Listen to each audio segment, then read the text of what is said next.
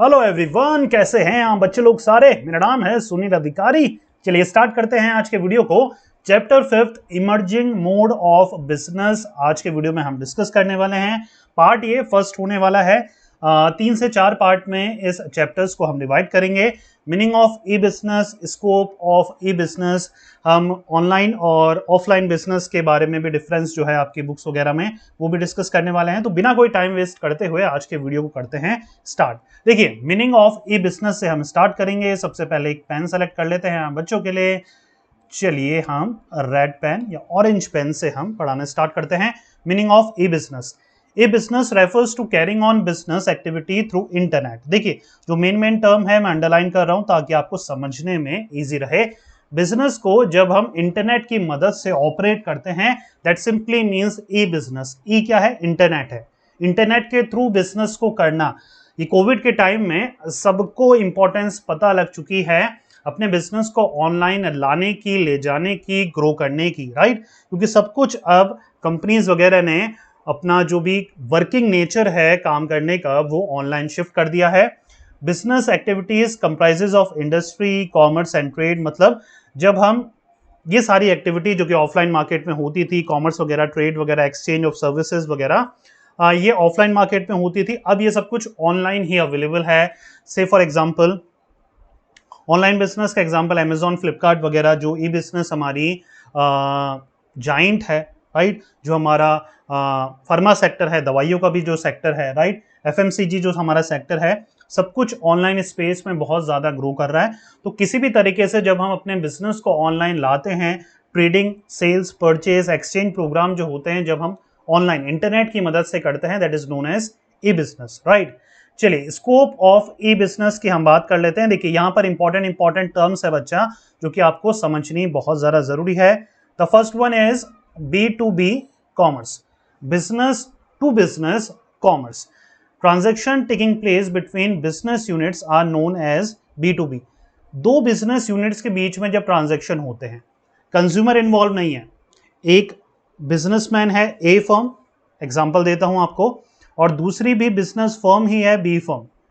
दोनों जब इंटरेक्ट करते हैं, दोनों कोई भी चीज को एक्सचेंज या परचेज करते हैं, that is known as B to B. ठीक है। ये ट्रांजैक्शन कोलैबोरेशन हो सकता है, दोनों मिलकर कोई प्रोडक्ट बना रहे हो। ए कंपनी एक प्रोडक्ट बना रही हो, बी कंपनी एक प्रोडक्ट बना रही हो, और वो प्रोडक्ट बनकर, मतलब कई प्रोडक्ट के पार्ट्स होते हैं ना। मान के चलिए एक जो मेन ए है वो मोबाइल फोन बनाता है, लेकिन उसके पार्ट्स कौन बनाता है? बी फर्म बनाती है, राइट। तो दोनों ही इंपॉर्टेंट है। एक फर्म बना रही है और एक्चुअल में जो पार्ट्स हैं वो प्रोड्यूस कौन कर रहा है? वो बी फर्म कर रही है। इनवाइटिंग टेंडर्स वगैरह बी टू बी का ही पार्ट है। ठीक है। कोई भी इंपॉर्टेंट प्रोजेक्ट को करने के लिए, या कोई भी प्रोजेक्ट ए फर्म का, ए कंपनी का है, उसको करने के लिए इनवाइट कर रही है ए कंपनी बहुत सारे मार्केट में जो प्लेयर्स हैं, मार्केट में जो कंपनीज हैं, उनको कि आप हमारी कंपनी में आओ, जिसकी भी टेंडर, जिसकी भी बोली सबसे कम होगी, सबसे किफायती रेट्स में आप हमारा काम करके देंगे, हम उनको ये ऑफर प्रोवाइड कराएंगे, राइट। तो दो फर्म के बीच में जब कोई रिलेशनशिप बिल्ड होता है, whether it is to collaboration और इनवाइटिंग टेंडर, या फिर कमर्शियल कोई प्रोग्राम होता है, कोई काम ऐसा होता है जहां पर दोनों पार्टीज, दोनों बिजनेस फर्म आपस में मिलकर कोई बड़े प्रोजेक्ट में हिस्सा लेती है, ये भी बी टू बी का ही पार्ट है। यस और नो? चलिए, then you have B to C बच्चा, ठीक है ना, बिजनेस टू कंज्यूमर। अब यहां पर कंज्यूमर इन्वॉल्व हो गया। The transaction taking place between the business units and the customer.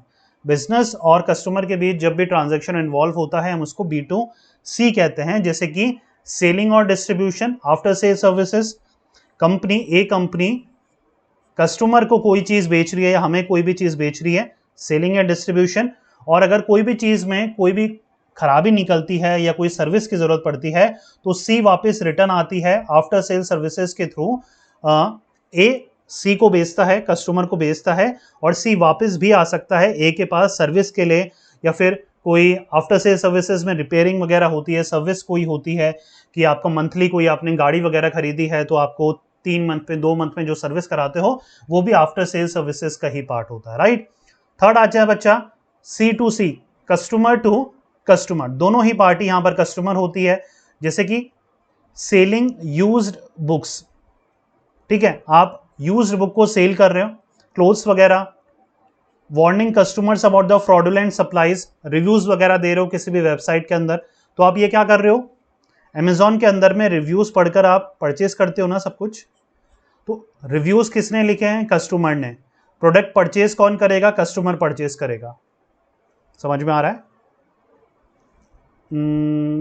Buying और सेलिंग में कौन सा डालते हो आप, जिसके थ्रू आप सेकेंड हैंड्स गुड्स लेते हो, नाम याद नहीं आ रहा, मेरे स्लिप हो रहा है दिमाग से। फ्लिपकार्ट मेरे दिमाग में आ रहा है लेकिन फ्लिपकार्ट नहीं है वो, नाम याद नहीं आ रहा। ऐसी कई वेबसाइट्स होती है जहां पर आप चीज़ें पोस्ट करते हो, है ना, चीज़ें पोस्ट करते हो, अपनी ही सेकेंड हैंड चीज़ें पोस्ट करते हो, दूसरा बायर देखता है, आपको कांटेक्ट करता है, आपका नंबर आप प्रोवाइड कराते हैं, आप सीधा उससे डील करते हो। तो यहां पर दो पार्टी जो भी इन्वॉल्व हो रही है ट्रांजेक्शन में, दोनों ही कस्टमर है। सेकेंड हैंड गुड्स का वो मेन डीलर है, नाम याद क्यों नहीं आ रहा, मेरे समझ में नहीं आ रहा। स्नैपडील ध्यान में आ रहा है, फ्लिपकार्ट मेरे ध्यान में आ रहा है। प्लीज अगर आपको दिमाग में आ रहा है, आप पकड़ चुके हो उसका नाम, तो प्लीज कमेंट करके जरूर बताइएगा, मैं भूल चुका हूं उसका नाम। राइट, चलिए, अगर वीडियो के दौरान याद में आएगा तो मैं आपको बता दूंगा। राइट, चलिए, फिर आता है हमारा intra B commerce. Intra B, ठीक है, यहां पर क्या है, they refer to transaction between the parties और the person who are part of any one firm. Intra B commerce transaction वो transaction between any two departments of one firm. एक ही फर्म है, उसके अलग अलग डिपार्टमेंट्स है, एक ही फर्म है, उसके अलग अलग डिपार्टमेंट है। जब अलग अलग डिपार्टमेंट बीच में ट्रांजैक्शन इन्वॉल्व करते हैं किसी भी चीज को लेकर, वो कराता है intra B commerce, placing orders and giving instruction to suppliers. ठीक है ना। तो एक ही डिपार्टमेंट, कई बहुत बड़ा जो अमेजॉन है, मान के चलो अमेजॉन इसका एग्जांपल हो सकता है, अमेजॉन में बहुत सारे डिपार्टमेंट्स होंगे, फ्लिपकार्ट में बहुत सारे डिपार्टमेंट होंगे, या कोई भी कंपनी है जिसमें बहुत सारे डिपार्टमेंट होंगे और वहां पर लार्ज स्केल बिजनेस ऑपरेट होता होगा, तो हर डिपार्टमेंट्स को अलग अलग टारगेट होते होंगे, अलग अलग वर्क होता होगा करने के लिए। तो जब आपस में कोई ट्रांजैक्शन इन्वॉल्व होता है between the various party, various department, हम उनको इंट्रा बी कॉमर्स कहते हैं। यस और नो बच्चों, क्लियर हो रहा है। चलिए, नेक्स्ट टॉपिक है e business versus e commerce. दोनों में क्या डिफरेंस है, अच्छे से पढ़िएगा। E business is a wider term, it includes e commerce. यार ई बिजनेस जो है ना, वो बहुत बड़ी टर्म है, बल्कि ई कॉमर्स तो ई बिजनेस का पार्ट है। ठीक है ना, मतलब ये हमारा ई बिजनेस है और ई कॉमर्स इसका पार्ट है। इसको सिलोजिज्म बोलते हैं, आप बाद में रीजनिंग में पढ़ेंगे। ये क्या है हमारा, ये हमारा ई बिजनेस है, और ये जो हमारा है वो क्या है, ये हमारा पार्ट है ई कॉमर्स का। तो ई कॉमर्स एक छोटा सा पार्ट है ई बिजनेस का। कॉमर्स मतलब होता है सेल परचेस करना, ऑनलाइन बिजनेस मतलब है हमारा ई बिजनेस। ठीक है ना। E commerce is one branch of e business. एक बहुत सारी ब्रांच होती है बिजनेस की, उसमें से एक ब्रांच है हमारी ई कॉमर्स, जहां पर हम सेल और परचेस कर रहे हैं कोई भी चीजों का, गुड्स का स्पेसिफिकली। ठीक है। E commerce deal exclusively by industries of goods and services. जैसे मैंने आपको बताया, इनका मेन काम क्या है, ई कॉमर्स में कोई भी चीज डिस्ट्रीब्यूट करना, गुड्स और सर्विसेज को लेन देन प्रोवाइड कराना। और ई बिजनेस में क्या होता है, प्रोडक्शन भी होता है, सेल भी होता है, डिस्ट्रीब्यूशन भी है, आफ्टर सेल भी है, इंटर फर्म भी है, इंट्रा फर्म भी है, तो बहुत सारी चीजें होती है। समझ में आ रहा है। थर्ड पॉइंट, ई कॉमर्स में सिर्फ आप लेन देन कर रहे हो गुड्स का, एक पार्टी ने दिया, दूसरी पार्टी ने उसको लिया, लेन देन ऑफ गुड्स एंड सर्विसेज, बस। ई बिजनेस में क्या है, चीजें प्रोड्यूस करना, लेन देन तो है ही उसका पार्ट, और क्या है, after sale services, inter firm. ठीक है ना, इंटर फर्म और इंट्रा फर्म भी है। ठीक है, इंटर फर्म, फर्म के बीच में भी है, दो अलग अलग फर्म्स के बीच में भी है, और एक ही फर्म के अलग अलग डिपार्टमेंट्स के बीच भी बिजनेस जो ट्रांजेक्शन हो रहे हैं, वो सब कुछ क्या है, ई बिजनेस का पार्ट है। यस और नो, क्लियर हो पा रहा है। चलिए, एक और इंपॉर्टेंट टॉपिक कर लेते हैं, बेनिफिट्स ऑफ ई बिजनेस। ठीक है ना। चलिए, easy to form and lower investment is required. Business को ऑनलाइन ले जाना कोई बहुत बड़ा इन्वेस्टमेंट नहीं है ना। It is very to start a e business, it is very easy to start a e business. The benefits of internet technology are that with a little investment, more contact can do better in the business. ठीक है, चीजें क्या है, देखिए, अपने business को online ले जाना इतना हार्ड नहीं है जितना आप समझते हैं।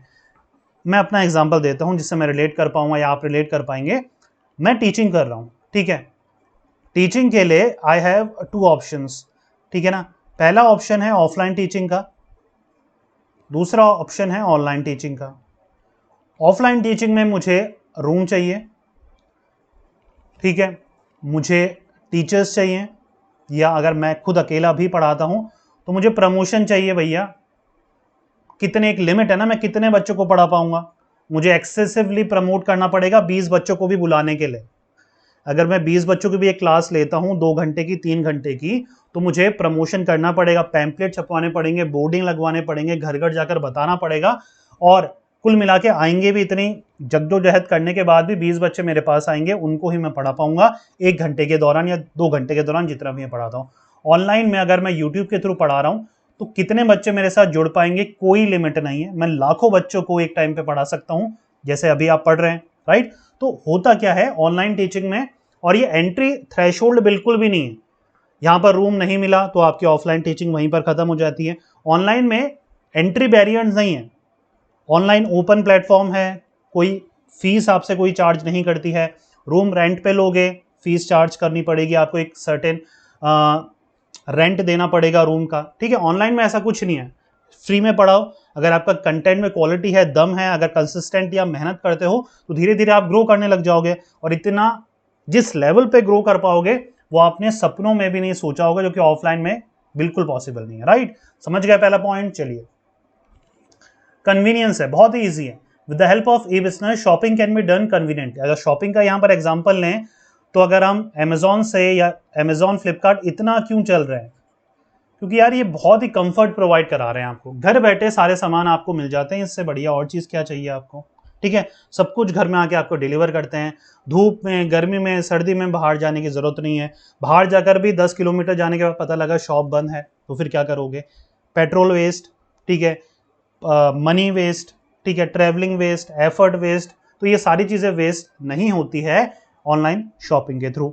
Speed, information can be exchanged and buying and selling can be done just with a click of mouse, 24/7/365। जब मन करे खरीदो, जब मन करे ऑनलाइन ट्रांजैक्शन करो, पेमेंट करो, रिसीव करो, चैट करो, इंटरेक्ट करो, वीडियो देखो, अपलोड करो, मस्ती करो, मजे करो, ठीक है। तो तगड़ी स्पीड है, एक तगड़ा फ्रीडम ऑफ स्पीड है कि आप जब मन करे, जितनी जल्दी मन करे सर्विसेज को अवेल कर सकते हैं।